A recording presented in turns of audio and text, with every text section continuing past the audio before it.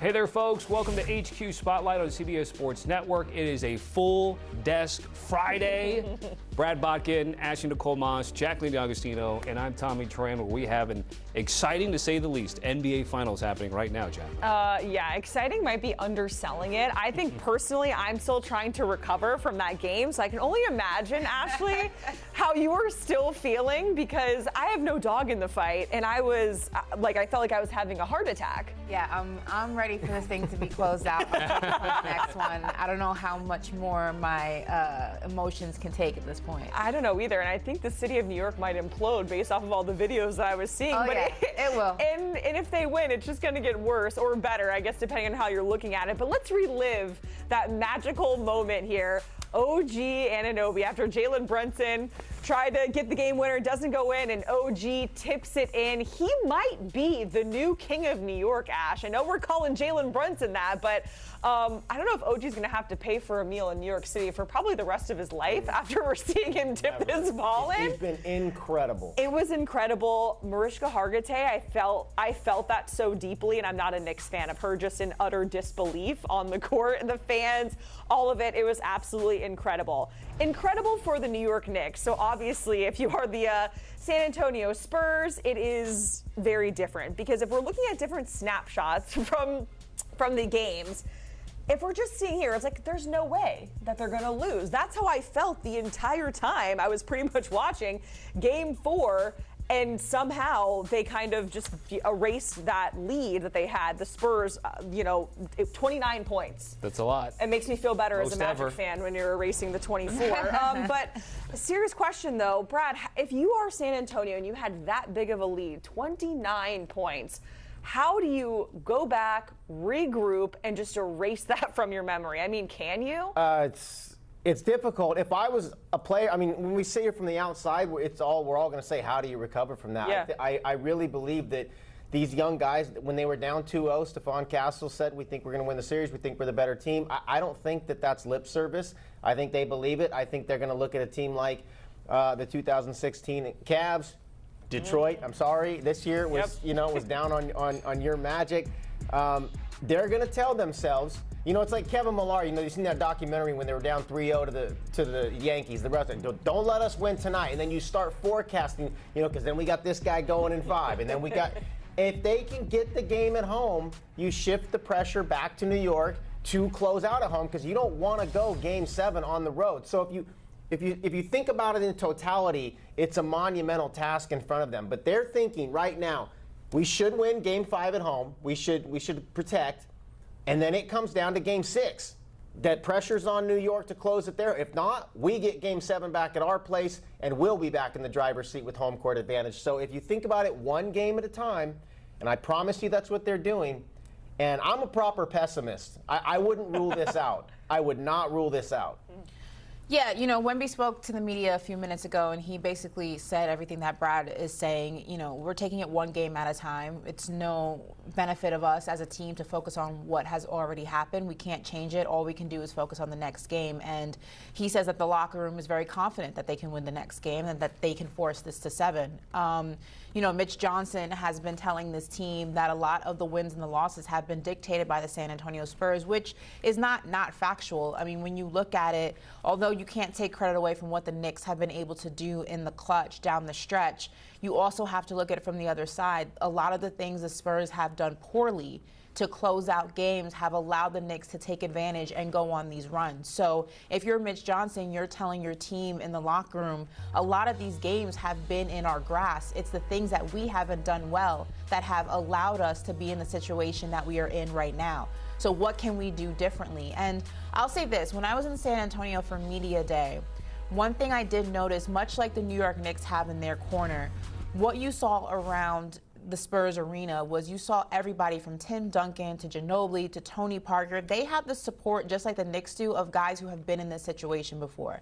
They have the support of guys who have won championships before. They're getting a lot of those intangibles that we spoke about at the beginning of this series when it comes to getting life spoken into you when you're at your highest and when you're at your lowest. And Greg Popovich is doing the very same thing to this team. So much like the Knicks are having the guys in their corner saying, close this out in 5, bring it back to New York with a trophy, have the parade, don't let this go longer than it needs to.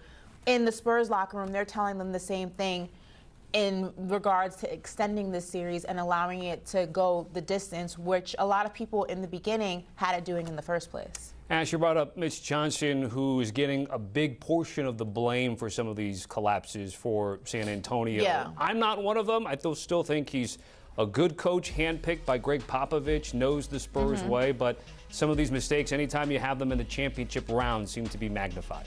Yeah, I think, look, Mitch Johnson was put into this situation because of the very unfortunate illnesses, or rather the unfortunate health scare of Greg Popovich, right? It wasn't like he was gradually kind of groomed and developed to get into the spot. He was kind of thrust into it immediately because of a very unfortunate circumstance. With that said, though, I think he's done a tremendous job with this team throughout the regular season and throughout the postseason. Yeah, it's easy to get high or low on what you have seen or what you haven't seen from Mitch Johnson, but I think that's unfair. This is a young team. I will say this, outside of the X's and the O's, which any coach can make a mistake when it comes to the clipboard, right? We have seen it happen to the best of them, and we have seen it happen to the worst of them.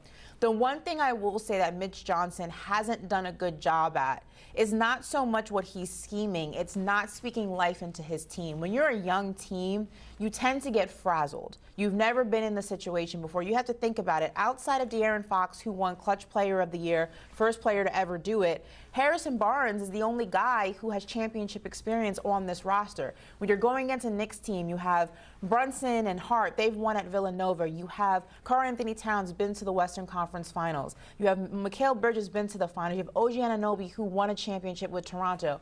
There's a lot of experience there in multiple ways. When you're talking about San Antonio, they're on a learning curve. They're learning as they're going. And as a head coach, sometimes it's not about drawing up the most elaborate plays. Sometimes it's just telling your team, I need you to breathe and I need you to calm down. And he didn't do that in Game 4. He allowed them to essentially run like chickens without a head, and you saw them get frazzled. You saw them kind of be confused. And as a head coach, he should have just taken the opportunity to call the timeout, maybe not draw up anything spectacular, and simply tell him, stop shooting threes. This is within our reach. I need you guys to relax. And I think that's where he's fallen short multiple times in this series.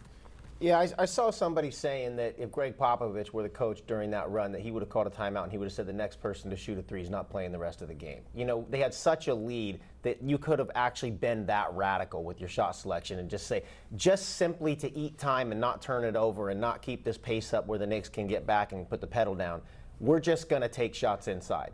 Even if the shot clock runs out, nobody's shooting a three for the next 5 minutes. Maybe he would have done that. Mitch Johnson could have done that. I thought he could have called a timeout and corralled the troops and organized them. Having said that, it's such a thin line between, like, this guy's the greatest next coming coach and is he going to get fired? I mean, this guy just beat Oklahoma City, the defending champs, in Game 7 on the road. You know, and now we're talking about, is he screwing this series up? He's had his team in the lead by 10 points in 3 of the games. They've had the lead in all 4 games with under 2 minutes to play. So we're talking about a play here or there. Victor, he didn't throw the ball off Stephon Castle's back. You know, maybe he could have called a timeout. That was, in hindsight, you know, settle the troops. And that's fine. But I'll tell you what, he drew up a game-winning play in Game 4. If Karl-Anthony Towns doesn't get his hands on that inbound pass, go back and watch the play. They run an elevator screen, a terrific play. The Miami Heat have got a lot of fruit out of this play.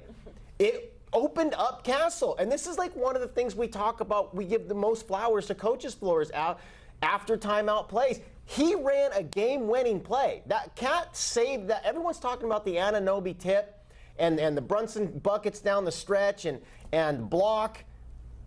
Castle was going to finish that inbounds layup, and Mitch Johnson drew that up. And I'm old enough to remember 2023, people saying Joe Mazzulla's not ready. He screwed up the series against the Heat, and they won the title the next year. So just like young players learn, young coaches learn, he's good. Yeah, it's short memory to your point because, again, OKC beating the defending champs on the road is something that literally just happened not that long ago. Granted, OKC was hurt. Yeah, but it's still a feat. Yeah, for sure. It's a feat. For sure. For sure. Talking about Wemby, obviously there's still a lot of basketball left to be played, but if we're looking at what we've seen, I know there's a lot of criticism over calls that were not being made on Wemby, especially in the last game. But Ashley, how do you think that Wemby's first finals is going to be remembered based off what you've seen to this point? Obviously, that conversation could drastically change depending on the outcome. I mean, anybody who allows whatever the outcome of this series will be, and obviously everyone knows what I'm hoping the outcome will be, and that's a Knicks finals win. Anybody who allows that to dictate what they think about Wemby is insane. I mean, what we have seen from him in this regular season, this postseason, we have seen him take a leap from the 2024-2025 season to this 2025-2026 season. And we have seen him take leaps, bounds, and strides, and he has only just begun to develop into the player that he is going to be in this league. Yes, there's aspects of his game that need improvement. I think that when you take him out of the paint, you take away a lot of what he does well. But so much of that is just continuing to grow and continuing to develop your bag. I think Wemby has established that he is a force to be reckoned with. He's a little bit of a troll. He's a little bit of a villain. He's a guy that when his back's against the wall, he's going to give you stellar performances. He is a guy who can lead the San Antonio Spurs team against teams that people think are better than them right now and come out on the winning ends. Wemby is who Wemby was always, and that is the alien, one of the greatest prospects we have ever seen. This series does not change that. No, and he's playing pretty good in this series. He's made some mistakes. Go look at his numbers. His counting stats are off the chart. So yeah, he's been forced out of the paint. He's got to work on his physicality. He's still only 22 years old. He may never be a beast of a guy who can establish like guaranteed position on the block. But yeah, I don't know that there's anyone that's questioning him. I mean, you have to have perspective in these prisoner of the moment situations where like we're going to look at Mitch Johnson and Wemby for how they play like in game 5. At the beginning of this season, I go back and look at every pick that every expert made, and it was like maybe the Spurs can be ahead of schedule and make the playoffs this year. That's all anybody was saying. And all of a sudden Wemby like had a case for MVP. 60-win regular season. And they're in the finals. Yeah. So this has been to have any sort of like short-term analysis of whoever, Castle, Harper, Wemby, Mitch Johnson, the organization as a whole is crazy. This has been a huge, huge success.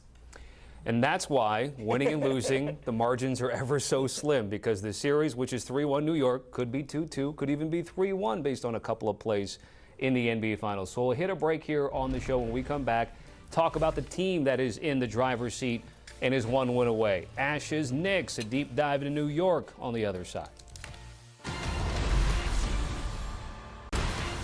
Welcome back to the show. If you're a Knicks fan, know that history's on your side. Teams are 37-1 when leading the NBA Finals 3-1. The only loss was the 2016 Warriors to the Cavs. I know, Brad, we got to bring it back. Sorry, Brad.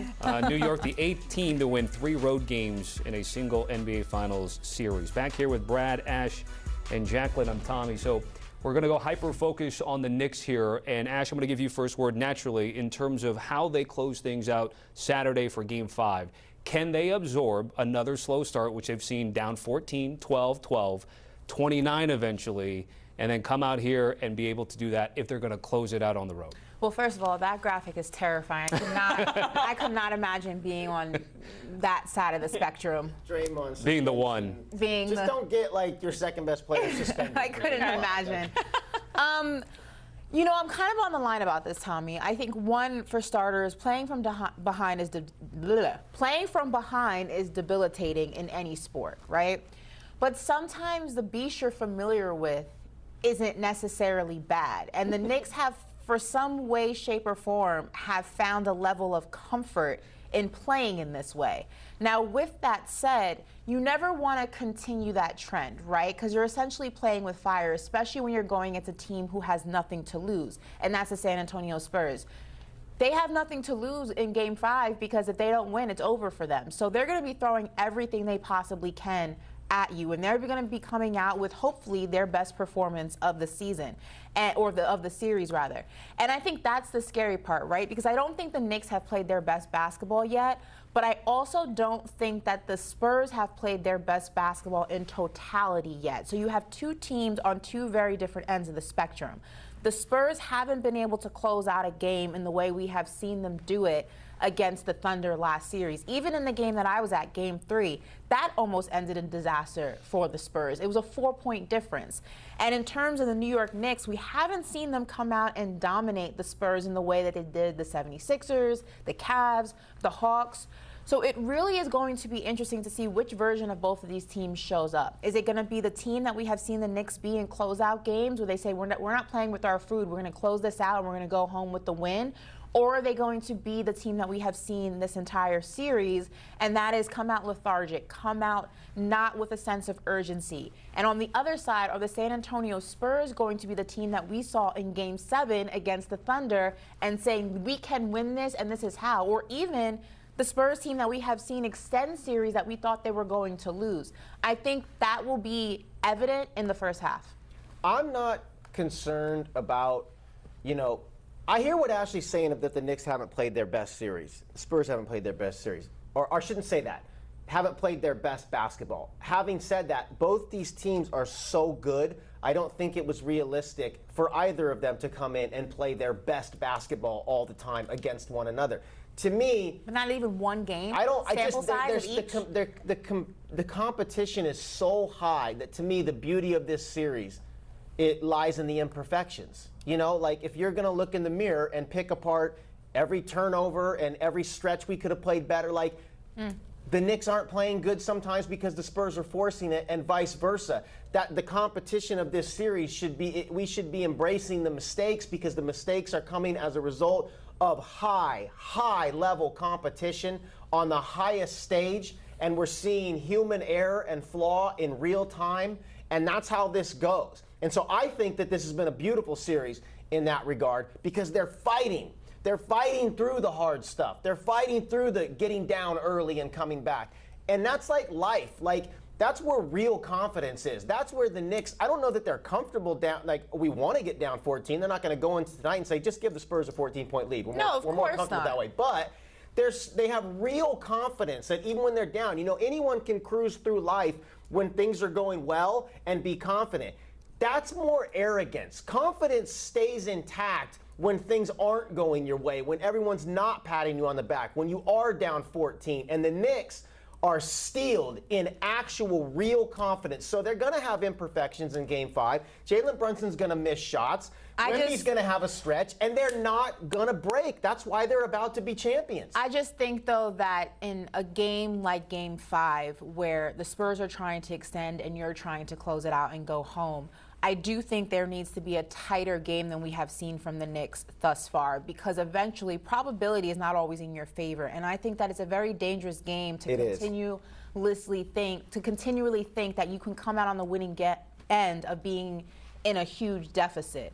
I just think that that's a very dangerous game to play, especially, again, going against a San Antonio Spurs team who has lost games partly because of their own accord. This is not taking away from what the Knicks have done well. It takes a lot of determination and effort and consistency to chip away at these deficits game by game. But you also have to call a spade and realize a lot of that is because the Spurs have done X, Y, and Z badly down the stretch to allow them to do that. So basically, by going into Game 5 and not playing your best basketball, you're essentially banking on that. And if the Spurs don't make the same mistakes, now you're in a different situation than you have been in the entirety of the series, which is why if the Knicks are going to play their best basketball, it needs to be in Game 5. Yeah, don't certainly come out better if you can. I'm just saying throughout the course of the game, in this series, of course. there's going to be stretches, and the ability that they've shown to overcome those. But Ashley's right. I mean, if you keep playing with fire,